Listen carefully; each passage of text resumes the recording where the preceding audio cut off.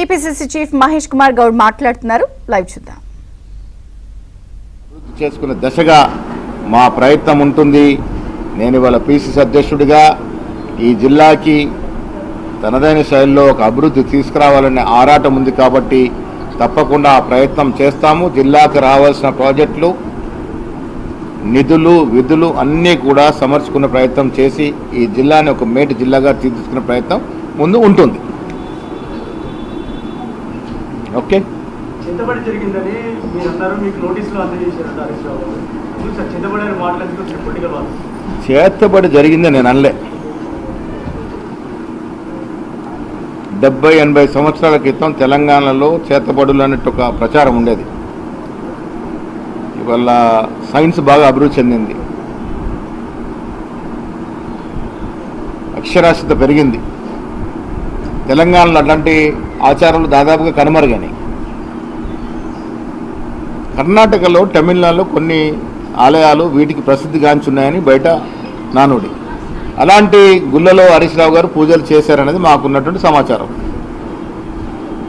నేను ఎందుకు చెప్పాను నిన్నంటే, హరీష్ రావు గారు సీనియర్ మోస్ట్ నాయకుడు, ఏ పార్టీ వాడైనా ఎన్నిసార్లు ఎమ్మెల్యే గెలిచినాడు, మంత్రిగా చేసినాడు, ఒక అనుభవం కలిగినట్టు సీనియర్ నాయకుడుగానే మేము ఆయనకి పరిగణిస్తాం, పార్టీ ఏదైనా. అదే రకంగా పరస్పరంగా మాట్లాడుకుంటాం కూడా. కానీ వారు ఇలా ఎల్నినో తుఫాన్ వచ్చే సమయంలో కానీ, ఆర్థికంగా ఇన్ని ఇబ్బందులు ఉన్నటువంటి ఈ పరిస్థితిలో రాష్ట్ర ముఖ్యమంత్రి గారు అన్ని ఇబ్బందులు పడుతూ కూడా రాష్ట్రాన్ని ముందు తీసుకెళ్లే తరుణంలో అలాంటి ఆలయాలకు వెళ్ళి ఎలాంటి పూజలు చేశారు, ఎందుకు అలాంటి ఆలయాలకు పోయారు, అక్కడ జరిగినటువంటి పూజలు ఏమిటి, ఏ రకమైన పూజలు చేశారు, ఇవన్నీ కూడా వారే వివరించాల్సిందిగా కోరాం. వారు వివరణ ఇవ్వకుండా మా కాంగ్రెస్ నాయకులు నోటీస్ ఇచ్చారు. దాని మీద నేను మాట్లాడితే నాకు కూడా నోటీస్ ఇచ్చినారు. నోటీసు పరిశీలించి దాని మీద వివరణ ఇస్తాం. నేనేమంటానంటే, ఎప్పుడో పాతకాలం నాటి మూఢనమ్మకాలు ఇంకా నమ్ముతూ కొంత ఈ తమిళనాడు, కర్ణాటక రాష్ట్రంలో అలాంటి పూజలకు ప్రసిద్ధిగాంచిన ఆలయాలు ఉన్నాయని, ఆ ఆలయాలకు మీరు పోయారని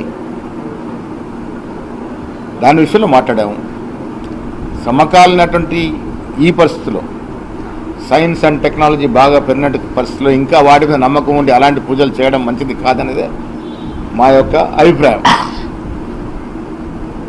దాంట్లో వారు వివరణ ఇచ్చి చెప్పుకుంటే అందరికీ మంచిది. అది కాళేశ్వరం విషయంలో అసలు కాళేశ్వరం పనికిరాదన్నారు. అసలు కాళేశ్వరంలో అవినీతి జరిగిందని కాంగ్రెస్ చెప్పారు. రివర్స్ పంపింగ్ ద్వారా కాళేశ్వరం నీళ్లు 2 లక్షల ఎకరాలకు నీళ్ళు వచ్చింది. ఇప్పటికైనా అర్థమైందని కేటీఆర్ మాట్లాడుతున్నారు. ఇన్ని అబద్ధాలు మాట్లాడుతూ ఉన్నారు. ఇప్పటికి కూడా నేను ఆన్ రికార్డ్ చెప్తాను, కాళేశ్వరం